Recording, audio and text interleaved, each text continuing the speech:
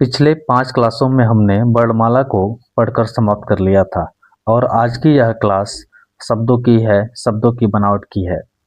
तो आगे बढ़ते हैं और देखते हैं शब्द की परिभाषा। ठीक है, दो या दो से अधिक वर्णों से बने ऐसे समूह को शब्द कहते हैं जिसका कोई न कोई अर्थ अवश्य हो। दूसरे शब्दों में हम कह सकते हैं ध्वनियों के मेल से बने सार्थक वर्ण समुदाय को शब्द कहते हैं। कबूतर, टेलीफोन, आ, गाय, घर, हिमालय, कमल, रोटी। ना, जब हमने ना लिखा तो यहाँ पे इसका अर्थ निकल के आ रहा है नहीं। एक मैंने एक शब्द लिखा वह, इसका अर्थ निकल कर आ रहा है और आपने दो शब्दों या फिर वाक्यों के बीच में देखे होंगे कि वह लगा हुआ है, तो वह का क्या अर्थ निकलता है और। ठीक है, यानी हम कह सकते हैं कि ऐसे शब्द वही शब्द कहलाएंगे जिनका कोई न कोई अर्थ निकलता हो। ठीक है, शब्दों को 4 भागों में बांटा गया है। अर्थ के आधार पर और प्रयोग के आधार पर, उत्पत्ति और व्युत्पत्ति के आधार पर 4 प्रकार से शब्दों को बांटा गया है। ठीक है ना। अब बारी बारी से हम लोग इसको पढ़ते चलेंगे। पहले हम लोग देखते हैं अर्थ की दृष्टि से शब्द भेद। अर्थ की दृष्टि से शब्द भेद में इसको भी 2 भागों में बांटा गया है। पहला सार्थक शब्द, दूसरा निरर्थक शब्द। सार्थक शब्द और दूसरा निरर्थक शब्द। सार्थक शब्द किसको कहते हैं? सार्थक शब्द किसको कहते हैं?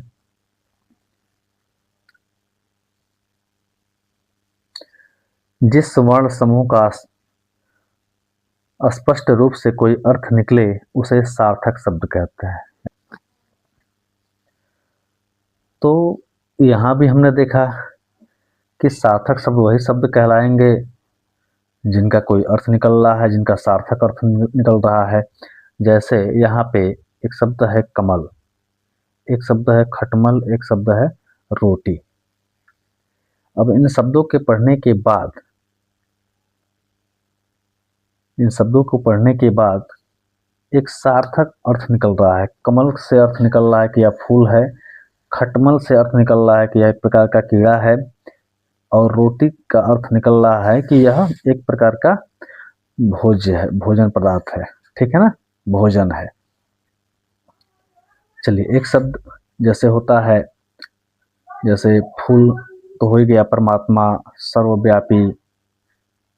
ठीक है ना, शीशा, सूर्य, किसान, गांव, घर, आग, आदमी, पानी, बेटा, चांद।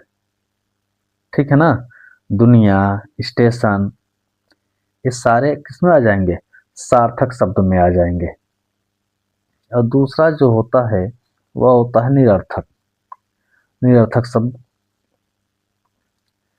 निरर्थक शब्द उस शब्द समूह को कहते, जिस वर्ण या समूह का कोई अर्थ न निकले उसे निरर्थक शब्द कहते हैं। यानी कि हम कह सकते हैं कि ऐसा शब्द जिसका कोई अर्थ न निकले,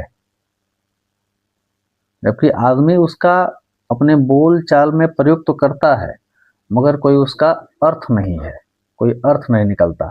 जैसे मैं आपसे बोल दूं कि कोई मेहमान आ जाता है तो आप लोग बोलते हो, क्या बोलते हो? अरे चाय साय लाओ जी, पानी वानी पिलाओ। पानी तो सार्थक शब्द हो गया, पर वाणी क्या है? चाय तो सार्थक शब्द हो गया, पर वाणी क्या है? साय क्या है? पानी का वाणी बोल देते हो, चाय का साय बोल देते हो, चाय साय पिलाओ। तो चाय तो सार्थक हो गया और साय क्या हो गया? निरर्थक हो गया। जैसे जैसे राटी, बीटा, ची, वाना, ओती आदि। अब इन प्रकार के शब्दों को जब आप देख रहे हैं तो समझे में नहीं आ रहा है कि इसका अर्थ क्या है।